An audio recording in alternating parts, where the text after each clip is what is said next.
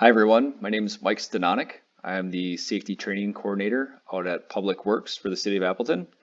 Just want to take a couple quick minutes here and give everybody an overview of safety data sheets and where you can find those safety data sheets at the City of Appleton. If you're not familiar with that term, every product that we have in service at the city or chemical that we've been using, we need to be able to communicate some of those hazards that are associated with those products to the employees and make sure that employees know how to safely use those products. So with that, we have a SDS sheet for every product that's readily available and on file. We've done ours electronically. So I just want to be able to show you guys where you can find that. So once you get logged into the city system, you can go to the intranet here, and if you follow this blue ribbon across, this is our home page on the intranet. You click on the SDS link, which will take us to MSDS Online. And this is a search engine, basically our electronic binder of all products that we have at the City of Appleton. So I'm just going to type in the search bar here so you can just get a general idea how this works. If I type in a generic term, the product will come up. You can see here that we have a lot of oil products, obviously. Every product that's in there, once it's in service or even pulled from service, we need to maintain that SDS sheet for 30 years.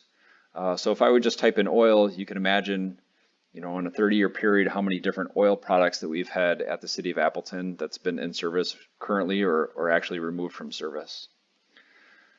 So if you want to narrow down that search, you can search by location.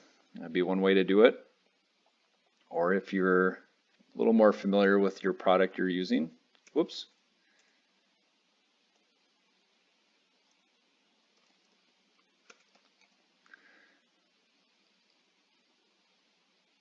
you can run your search that way, and here you can see there's a few products that came up with steel bar oil. This example here gives a really good one because you can see that there's an ANSI an ANSI format for the SDS as well as a GHS or Global Harmonized System. The GHS format is the preferred format moving ahead according to the Hazard Communication Standard. What that does is it gives us the information for this product in a standardized 16 section format. So if I go to section 1, I know that's always going to be the product identifier. Section 2 is going to be the hazard identification. Section 4 is going to be always my first aid measures. If I would hop down to say section 8, that's going to be my exposure controls and personal protection. So that's going to tell me how to safely use that product, as well as any safety needs or personal protective equipment that I might need while using that product. Just backing out here, we'll do another quick search for a fun one. Everybody likes to look up snot. And you can see here we've got a couple of products called Elephant Snot. That's a graffiti remover. Again, here you can see the ANSI format, which is probably an old version or an older product that we had in service at one time that they haven't done a revision date on, as well as a new product. So you can see that based on the manufacturer, that product has changed, as well as the revision date. So this product here on top is probably the one that's currently in service. So if I had an accidental exposure and I ate some snot or got snot in my eyes, I could run down here very quickly to section 4, or a coworker could do that for me. And then I could start taking my first steps towards first aid as far as like how to prevent some injuries or potential long-term injuries and get that first aid measure going. Again, if I go down to section 8, that's going to give me my exposure controls and my PPE. So whether or not I might need respiratory protection or chemical gloves, proper ventilation, that's all going to be listed there. There's an abundance of information in these sheets.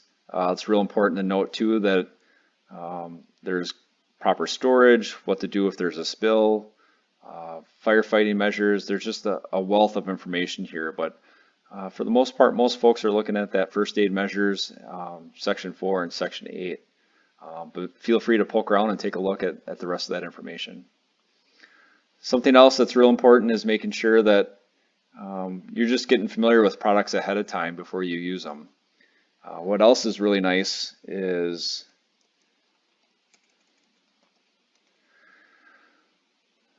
we have the ability to print labels. So Big Orange, for example, is a cleaner that we buy in a 55-gallon drum. Not that we use it in 55 gallons at a time, but we buy that in bulk because it's a little bit cheaper, and then we put those in secondary containers for application. What's really important though is if we put these down into a secondary container, we just don't want to be using any little container. We want to make sure that that container is labeled. So you can see here that we can generate labels using this website, so we can properly label secondary containers to help communicate to other employees that might be in that workspace, or potentially even using that same product from, say, a first shift to a second shift. So we're not accidentally using the wrong product in the wrong application, or somebody ends up having an exposure because they think it's a safe product and it's something that it's not. So again, that's a little bit of MSDS online, just in a quick little cover, just to get you familiar with it. And if you have any questions or comments, feel free to reach out to me directly.